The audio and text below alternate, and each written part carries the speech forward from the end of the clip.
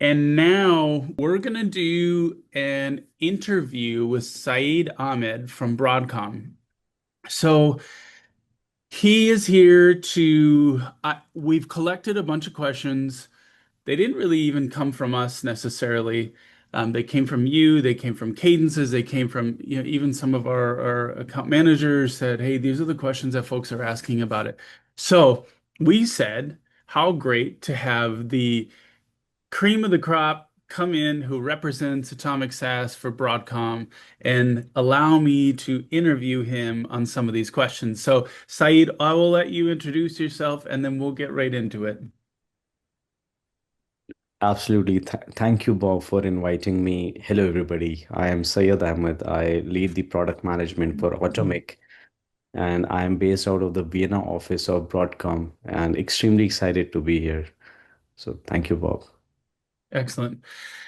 Okay, so Saeed, you guys are hyping up the full feature parity. I've talked about it on previous slides with self-hosted and certification for SAP S/4HANA Cloud. Again, not all of you might have SAP, but it's applicable. A lot of folks do have it. Most other vendors, they build from scratch, meaning what some of you may not know, and we've been in this space for a long time. We talk to different vendors. A lot of them, they build it from scratch, meaning they build a solution that from scratch that effectively they make SaaS version ready. And so with that, obviously you can't have all full feature functionality when you come out. You have to kind of slowly build, just like you're building a brand new tool because it is a brand new tool. And then the second thing is you get a buggy solution. Like no matter how good you might be at doing development and QA and using AI these days, you're still gonna have bugs. And so that's a really great thing if it's full feature parity and it's not built from the ground up. So Broadcom has done that. That makes for a very robust release. But regarding SAP, how does this SaaS model actually accelerate the whole SAP cloud migration saga without giving me or everyone on this call an ulcer or a max exodus off the call? Bob, this is a great starting question, I must say, and a very common one that I get asked. So, you're absolutely correct on the feature parity. And as we saw Parker demo the self-hosted and the SaaS solution. Similarly, if I open the two screens next to each other, we'll not be able to make out which one is SaaS and which one is self-hosted. There is complete feature parity. It's the same product under the hood. And the reason we were able to do that was, I like to say that the engineering team of Automic was way ahead of the time. So when I say that, what I mean is that they built the capabilities and the application in a modularized fashion. So if you look at the engine, it comprises of independent processes and the application processes are basically stateless. So that made the transition to SaaS a very natural evolution versus something as a forced rewrite. So that is the reason we were able to spin up the SaaS solution and an offering which is very, very similar to what the on-prem one is. Now, what does that mean for the customer? That means that when they move from the self-hosted to SaaS, they don't have to rewrite or refactor any script, any job, or any workflow. It works as is the way it was working on the self-hosted environment. Now, the second part of the question, which is the SAP, exactly same thing happens for the SAP. You don't have to change anything. And we being certified with SAP means that you can plug into the SAP environment on day one. You don't need to change any logic of the automation that exists today, and Broadcom takes care of the backend ecosystem. Now, what I can definitely share is that the customers who have gone this path have been able to do the transition seamlessly for this migration as well as basically the usage of the SAP. So it's seamless, I must assure. Yeah. Excellent. Yeah, you mentioned it. we just did a demo on the whole, non-need to refactor any script workflow logic. So, if we did that poll again, maybe there would be less people showing concerns about it.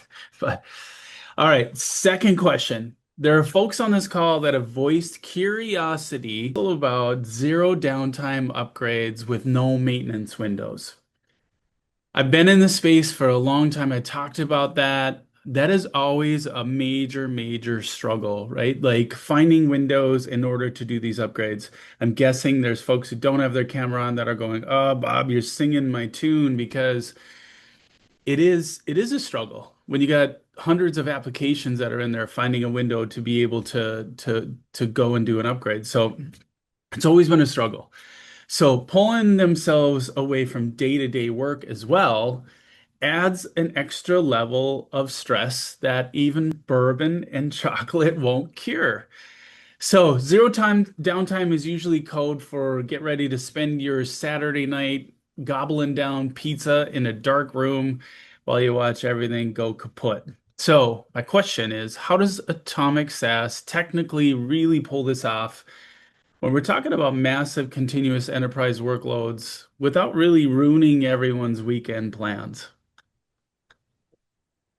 Absolutely, Bob. I completely get the skepticism, and we need to save the pizza for a movie night when you talk about Automic SaaS. I'm really glad to say that. Now, the zero downtime upgrade, it's not a marketing strategy. It's a key feature that we have in Automic, and the customers have been using it and experiencing it, especially on SaaS. So the reason we are able to do that is that when an upgrade happens, we spin up a new upgraded engine, and the new processes and the connections basically would start on this new engine, while the existing running ones will complete on the previous one. So it's completely sure that the engine never goes offline 24/7, 365. It's always up, even when we have the upgrades of the application. And when you wake up the Monday morning, you have the upgraded system. So that's the beauty of it. Yeah, I talked about that in the previous in the slide deck that I did. I think that's fantastic. As I said, when folks come out with new releases, or when you all come out with new releases, you want to take advantage of that. And a lot of times you're really at the mercy of the business to allow you to get the time to upgrade. And then, oh, by the way, you got to find a window and all of that. Pretty awesome to go to bed on a Friday and not wake up on a Monday because that'd be a long slumber. But you know, go do your thing on your weekend and then wake up on Monday and go, wow, it's already at the latest release. So that's pretty fantastic. All right, question three.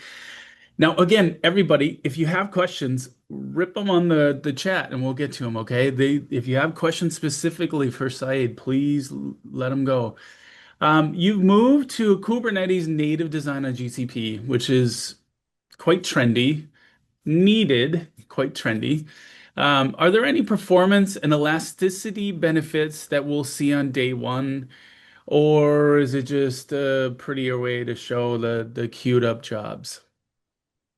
Bob, it's definitely more than just a trendy buzzword is what I can say.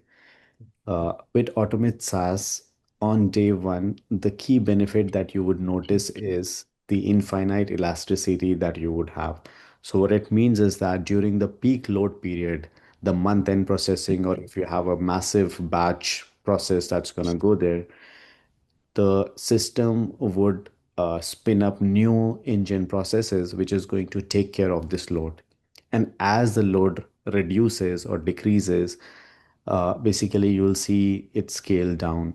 So what it means is that you don't have to plan for it, and you don't have to manage the infrastructure to over provision, which will sit idle for, let's say, 28 days a month. So it's all taken care of automatically. You don't have to worry about that anymore. That's the key thing that I can say is there with this particular capability.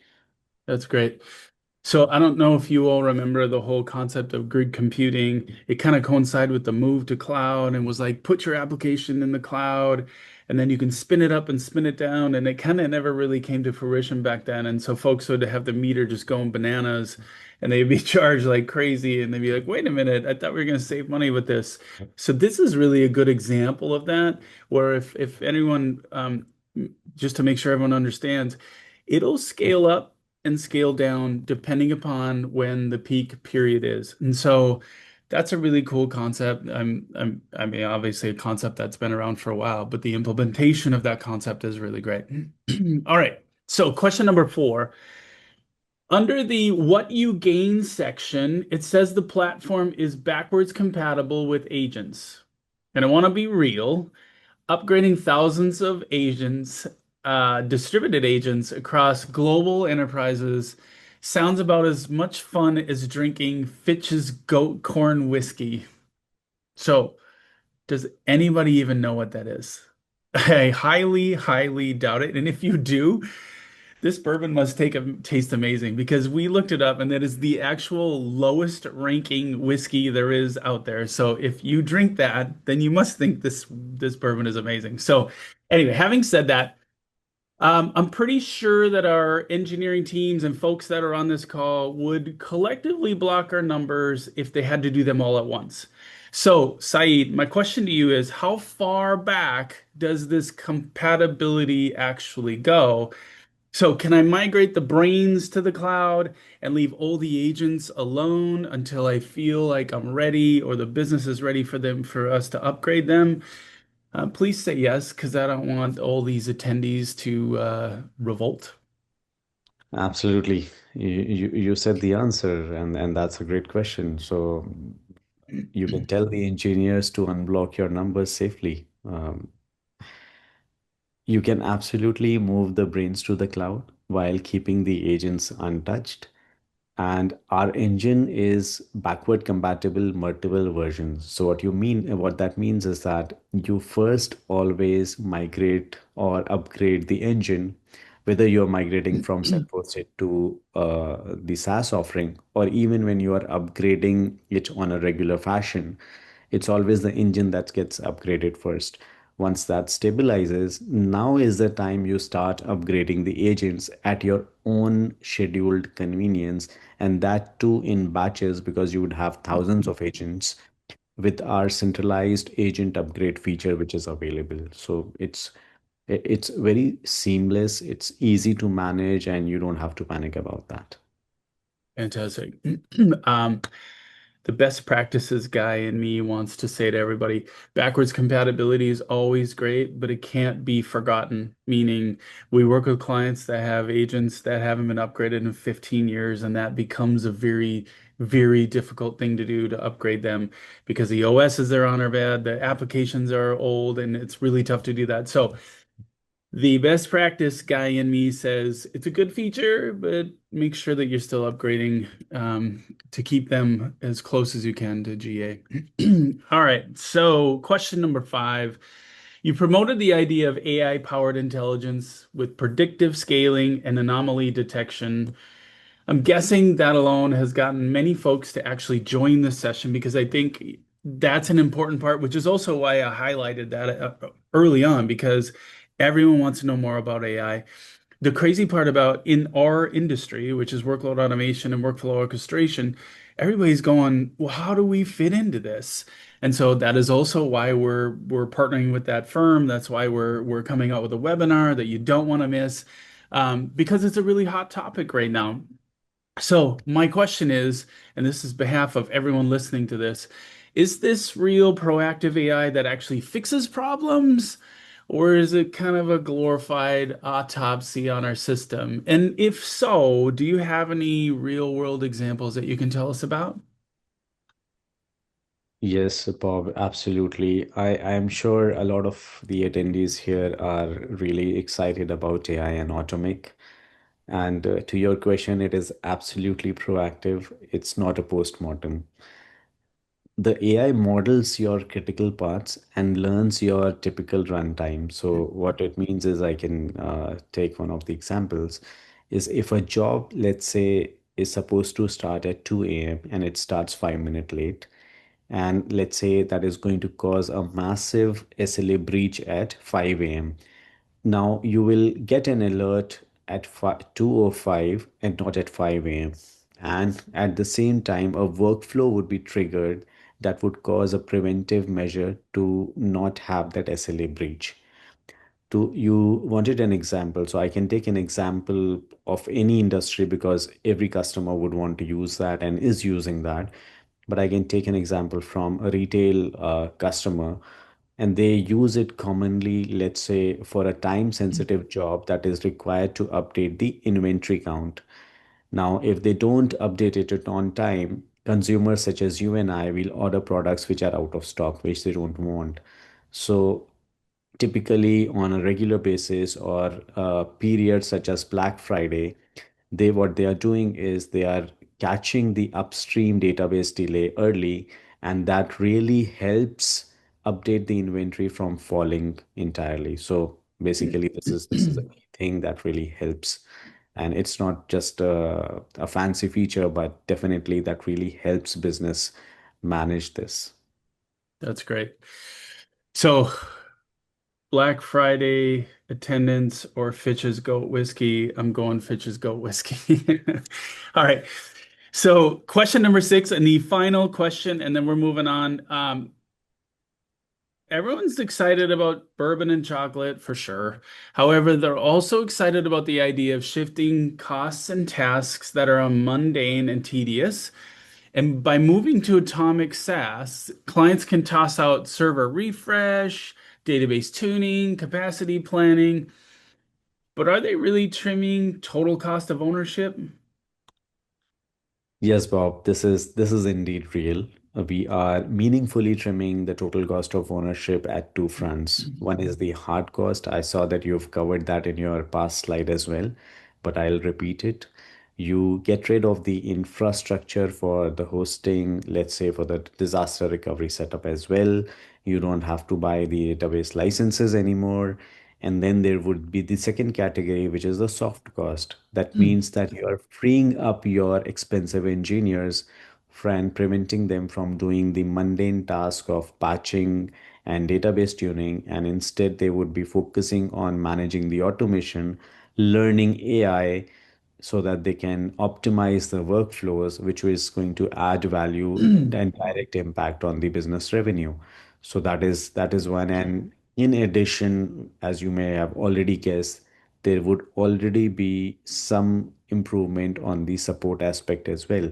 So if there's any issue, a lot of resources go into fixing that, and that cost is now absorbed by Broadcom in taking care of that entirely. So it's an actual saving that customers would see moving on SaaS.